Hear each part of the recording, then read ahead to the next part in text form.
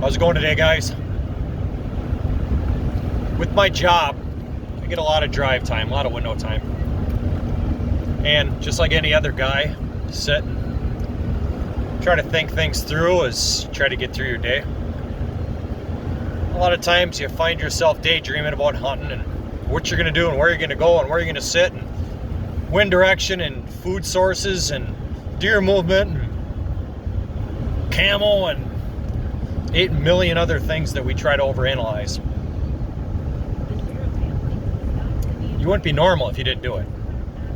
So don't think you're any different than the rest of us.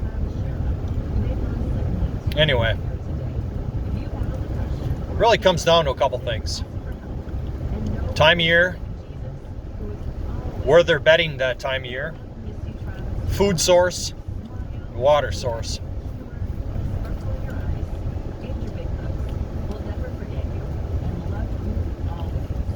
And where in that pattern they are. You know, there are times where in the middle of the day they're in their food. You know, if you got standing corn, especially this time of year, I'll be the first to admit some of the biggest bucks I've ever seen are in the middle of the day. You wouldn't think so, but in highly pressured areas like where I hunt, you get a lot of big buck movement in the middle of the day. And I kind of found that out years ago by accident when I fell asleep. So I didn't get out at 10 o'clock when I was going to. I was just running on a lot of long hours and ran out of steam, and I just fell asleep. We've all done it. A lot of us say we don't do it, but shit, we all take cat naps up there, and some of us get some of our best sleep in our tree stands. Thank God for safety harnesses, right? And a lot of us wear them now. Hopefully most of us are wearing them now. But anyway, woke up at 11:45, and the reason I woke up was there's a great big buck 50 yards from me rubbing the crap out of some tree.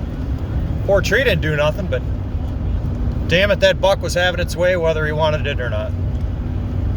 So, anyway.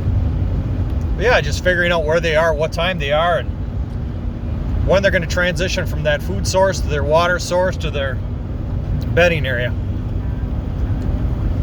Sometimes I think as hunters we overthink it all. Sometimes we got to simplify it and go back to really what realistically the deer are going to be doing, you know. And then you can start to overcomplicate it and start thinking thermals and wind directions and everything else. And you should, but if you ain't there yet, it gets awfully difficult, especially thermals, especially when you're hunting areas with a lot of hills or a lot of lowland, swamp, water sources, stuff like that. Thermals play a big part. We can get into that some other time. But anyway, just thought I'd run my mouth here for a little while. Hopefully everybody's having a good season and seeing deer. I myself, this is a pretty slow season so far for me. Normally I've seen 2 or 3 big bucks already. And generally I normally pass on them, not because I'm like this guy that has to pass up everything but the perfect buck.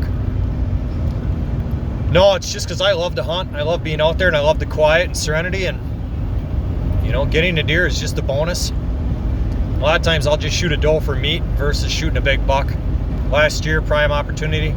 I gotta be honest, I got a couple that gotta go to the taxidermist yet from years ago. Needs versus wants, right? I don't need a buck on my wall. Yeah, I'd like another couple. But when you got a family and a home and a life and kids and everything else, your priorities change. Right now, my priority doesn't require a deer hanging on my wall for me to admire or my friends to admire.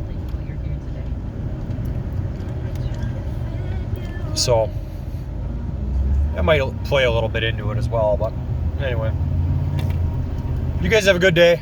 Take care. God bless. Shoot straight. Good luck this fall. We're getting closer to the rut.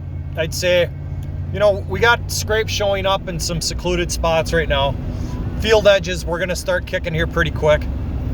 Probably within the next week or two. Probably within 2 to 3 weeks is going to kick in the pre-rut, depending on where you are in Wisconsin. So hang on to your shit. Things are starting to get real. Take care. God bless.